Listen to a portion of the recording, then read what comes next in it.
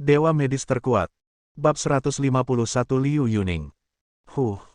Dengan kekuatanmu, jika kau berlatih keras, kau pasti akan menjadi orang hebat di masa depan. Sayang sekali, aku tidak menyangka kau begitu bodoh dan datang untuk menyusahkan keluarga Zhang. Mengapa kau tidak buang air kecil dan melihat dirimu sendiri? Apakah kau layak melawan keluarga Zhang? Kau sama sekali tidak punya kesadaran diri. Sekarang, kau pantas mati di tangan keluarga Zhang. Tuan Zhang banyak berbicara dengan penuh kebanggaan dan percaya diri, memperlihatkan rasa superioritas di mana-mana. Sepertinya keluarga Zhang-nya merupakan semacam keluarga kerajaan. Namun sayangnya, Xiao Chen tidak bisa memahami kesombongan keluarga Zhang mereka. Dia meliriknya dengan acuh tak acuh dan berkata dengan lembut. Kau ingin menghentikanku hanya dengan keempat anak anjing ini. Ayah Zhang menyipitkan matanya sedikit, dan 4 sinar dingin langsung keluar. 4 serigala Jiangnan juga menjadi geram. Auranya sangat dingin. Beraninya kau menyebut kami anjing. Kau cari mati. Pergi. Bunuh dia. Keempatnya menyerang bersamaan, menghentakkan kaki, dan dalam sekejap mata dengan kecepatan kilat, menghampiri Xiao Chen dan putrinya.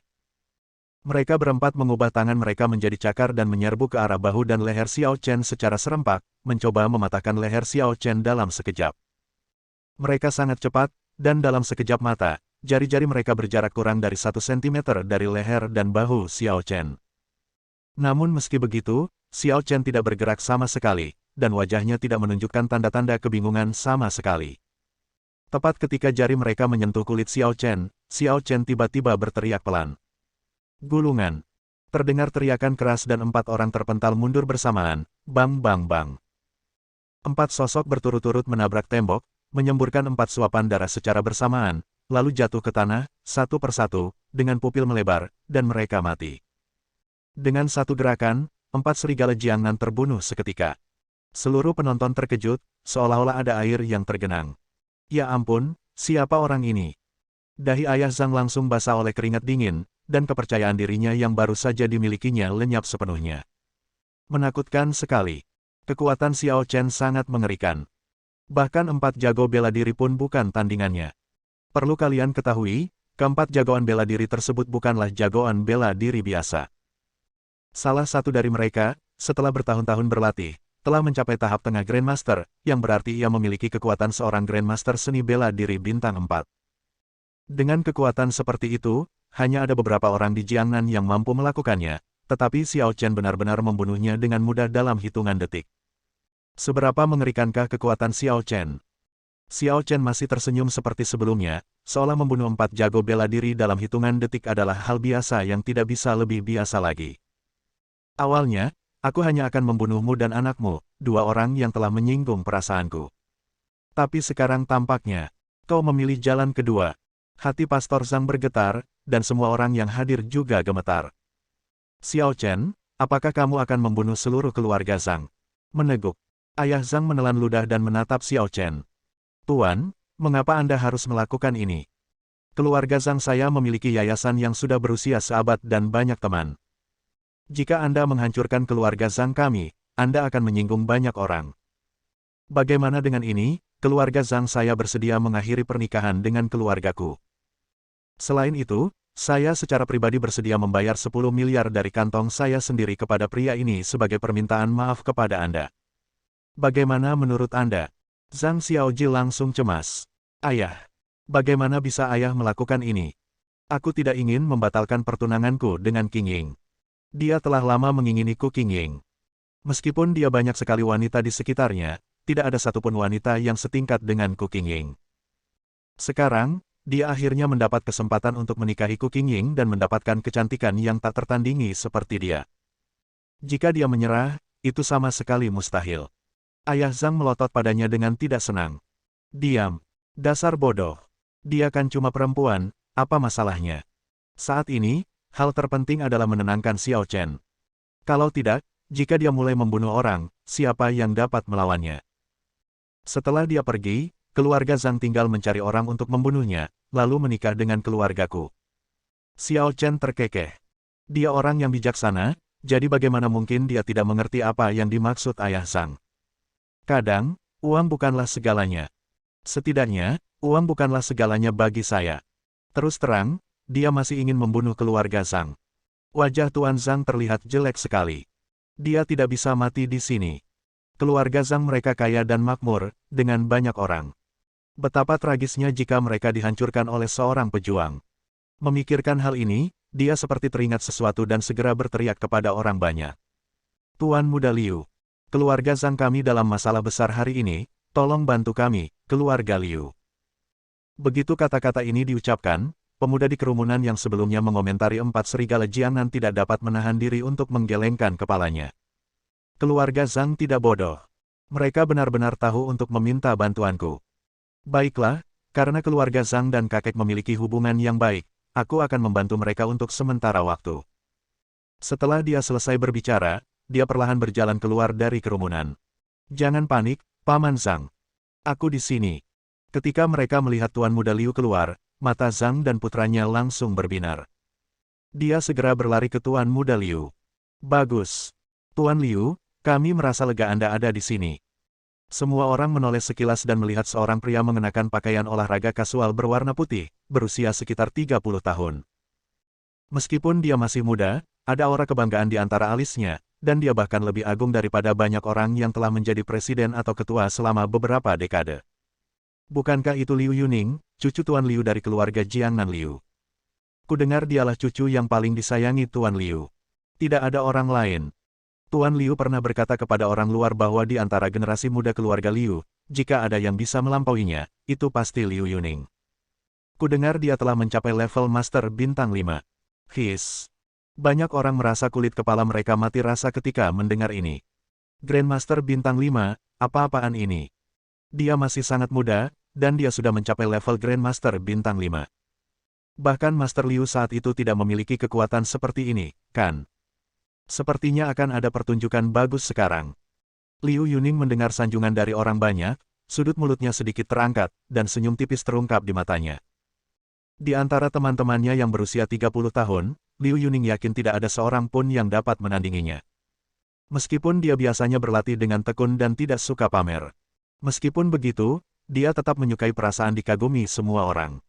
Dulu aku hanya melihat kakekku dikagumi orang lain, tetapi sekarang gilirannya tiba, dan akhirnya aku tahu betapa hebatnya perasaan ini. Jika Anda memiliki kemampuan tetapi tidak berpura-pura keren, itu sebenarnya bukan kehidupan manusia. Oleh karena itu, dia meletakkan tangannya di belakang punggungnya, tampak seperti seorang master, dan berkata dengan santai. Jangan khawatir, Paman Zhang. Hari ini, dengan kehadiranku di sini, tidak ada seorang pun yang dapat menyentuh keluarga Zhang. Bab 152 Kamu pikir kamu siapa? Perkataan Liu Yuning membuat ayah dan anak Zhang langsung bernapas lega dan wajah mereka pun menjadi jauh lebih rileks.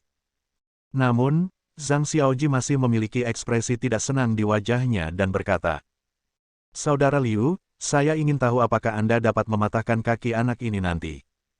Dia datang ke keluarga Zhang untuk membuat masalah dan merusak pernikahan saya di depan begitu banyak orang. Jika saya membiarkannya pergi begitu saja, bagaimana saya bisa bertahan hidup di Jiangnan di masa depan? Liu Yuning mengangguk. Itu tidak buruk. Jangan khawatir, aku akan mengurusnya. Terima kasih banyak, Saudara Liu. Zhang Xiaoji memasang ekspresi puas di wajahnya, dan saat dia menatap Xiao Chen lagi, sorot matanya tampak ganas dan mengerikan, penuh dengan kebencian. Pandangan itu seakan berkata, dasar bajingan kecil, beraninya kau merusak pernikahanku. Sekarang kau tahu betapa berkuasanya aku. Aku, Zhang Xiaoji, bukanlah seseorang yang pantas kau ganggu. Jika kau berani menggangguku hari ini, aku akan mengirimmu ke neraka sebentar lagi, dan bahkan membuatmu berharap kau mati saja. Xiao Chen bahkan tidak memandangnya. Dia tidak pernah menganggap serius Zhang Xiaoji dari awal sampai akhir. Alasan aku datang untuk merusak pernikahan itu hanya karena Ku Qingying. Sekalipun yang menikah hari ini bukanlah Zhang Xiaoji, melainkan seorang bintang besar yang menikah, dia, Xiao Chen, tetap akan menghajar orang itu hingga setengah mati. Liu Yuning menatap Xiao Chen, meletakkan tangannya di belakang punggungnya, dan tersenyum acuh tak acuh. Sejujurnya, saya biasanya tidak mau repot-repot melakukan apapun. Namun hari ini, saya benar-benar tidak tahan dengan apa yang terjadi. Apa yang Anda lakukan benar-benar telah melampaui batas kemampuan saya. Belum lagi merusak pernikahan orang lain, kamu juga mengandalkan statusmu sebagai pejuang untuk secara terang-terangan menyakiti orang biasa.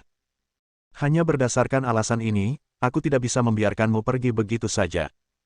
Liu Yuning berbicara dengan sangat jujur dan benar, seolah-olah dia adalah pahlawan yang menegakkan sistem. Namun, Xiao Chen mengabaikannya begitu saja. Tatapannya seolah-olah dia sedang melihat seorang sabi. Jadi apa? Liu Yuning mencibir dan berkata, bukankah kamu baru saja memberi keluarga Zhang dua pilihan? Sekarang, aku juga akan memberimu dua pilihan. Pertama, potong kakimu dan aku akan mengampuni nyawamu.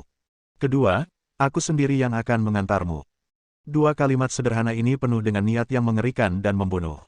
Jelaslah bahwa Liu Yuning sama sekali tidak menganggap serius Xiao Chen. Dia merasa seperti seorang hakim. Seorang hakim yang menegakkan keadilan dan menghakimi kejahatan. Keyakinan di wajahnya tampaknya memberitahu semua orang bahwa ia memiliki kemampuan untuk menilai Xiao Chen. Semua orang yang hadir tidak dapat menahan diri untuk menganggukkan kepala, dengan apresiasi dan penegasan terungkap di mata mereka. Dia benar-benar layak menjadi tuan muda tertua di keluarga Liu. Berbicara dengan percaya diri. Kalau orang lain, mereka tidak mungkin berani bertahan dalam situasi seperti itu. Bahkan lebih mustahil lagi untuk mengucapkan kata-kata yang begitu sombong. Di mata semua orang, Xiao Chen berbicara seperti orang yang sombong dan bodoh. Tetapi apa yang dikatakan tuan muda Liu sama bagusnya dengan kata-katanya. Benar-benar praktis. Tidak ada alasan lain, hanya saja Liu Yuning adalah guru tertua di keluarga Liu. Cucu kesayangan Tuan Liu. Seorang jenius super setingkat master bela diri. Xiao Zi mengerutkan kening dan tidak bisa menahan diri untuk berkata, ayah, dia terlihat seperti orang bodoh. Apakah dahinya dicubit oleh ibunya saat dia lahir? Begitu kata-kata itu diucapkan, suasana di seluruh istana tiba-tiba menjadi sangat tegang. Semua orang memandang Xiao Zi seolah dia orang bodoh.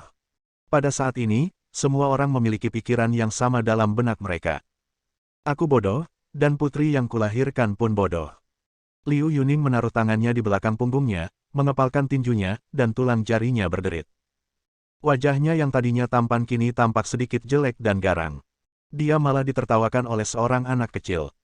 Ini adalah sesuatu yang paman saya dapat toleransi, tetapi bibi saya tidak.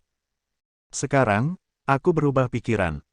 Bukan hanya kamu yang harus mematahkan kedua kakimu, tetapi kaki putrimu juga akan dipatahkan. Xiao Chen menyipitkan matanya sedikit. Bagaimana jika saya tidak setuju? Liu Yuning memutar lehernya, dan tulang-tulangnya mengeluarkan suara berderak yang menyeramkan. Jika kamu tidak setuju, maka aku sendiri yang akan mengusir kalian berdua. Apakah kamu layak? Setelah berkata demikian, Xiao Chen tidak mengatakan apapun lagi kepadanya. Matanya bergerak sedikit, lalu dua sinar dingin menyeruak keluar dan langsung menuju Liu Yuning. Tidak bagus. Merasakan kekuatan dahsyat dari dua sinar dingin itu, Liu Yuning yang awalnya sangat percaya diri, langsung ketakutan dan bulu kuduknya berdiri. Kedua kekuatan ini terlalu kuat. Meski Xiao Chen hanya melirik sekilas, dia bisa merasakan kuatnya napas kematian. Dia ingin menghindar, tetapi kakinya benar-benar di luar kendalinya. Sudah berakhir, kali ini aku bertemu dengan seorang ahli. Liu Yuning merasa ingin menangis tetapi tidak ada air mata. Ia tidak pernah menyangka bahwa saat pertama kali ia mencoba pamer dalam hidupnya, ia malah akan berhadapan dengan orang sekuat itu. Dia menamparkan dirinya sendiri dengan keras. Ini sungguh tidak adil. Kok tokoh utama laki-laki di novel daring bisa bertingkah begitu keren dengan mudahnya? Namun, tidak ada waktu baginya untuk berpikir terlalu banyak, karena kedua sinar dingin itu semakin dekat. Akhirnya, itu terjadi padaku. Xiao Chen tidak menggunakan terlalu banyak kekuatan. Kekuatan serangan gerakan ringannya setara dengan serangan seorang jago bela diri. Lagi pula, pihak lain hanyalah seorang jagoan bela diri biasa, tidak ada gunanya bagi seseorang untuk menggunakan kekuatan aslinya. Tetapi yang tidak disangkanya adalah saat serangannya sampai ke Liu Yuning, tiba-tiba muncul tirai cahaya putih di tubuh Liu Yuning. Ledakan. Saat berikutnya, serangan Xiao Chen langsung mengenai tirai cahaya. Dalam sekejap, tirai cahaya dan Liu Yuning terhempas bersama-sama. Ledakan. Kekuatan benturan yang besar menghantam Liu Yuning hingga terbanting ke dinding di belakangnya. Seluruh tempat menjadi sunyi senyap. Mulut Zhang dan putranya ternganga sampai ke tanah. Apakah kamu bercanda? Jika mereka diberitahu bahwa 4 serigala Jiangnan tidak cukup kuat, mereka akan menerimanya begitu saja. Namun, kekuatan Tuan Muda Liu tidak diragukan lagi. Tetapi dia pun langsung dikalahkan oleh gerakan Xiao Chen dan terhempas. Ya Tuhan, apakah ada keadilan dalam hal ini? Namun Xiao Chen sedikit mengernyit. Aku tidak menyangka anak ini memiliki senjata ajaib di tangannya. Ini cukup menarik. Saat berikutnya, Liu Yuning merangkak keluar dari tumpukan puing dengan malu. Pada saat ini, dia tidak lagi terpuji. Belum lagi tubuhnya yang penuh tanah, pakaiannya pun compang-camping, membuatnya tampak seperti seorang pengemis. Bersambung,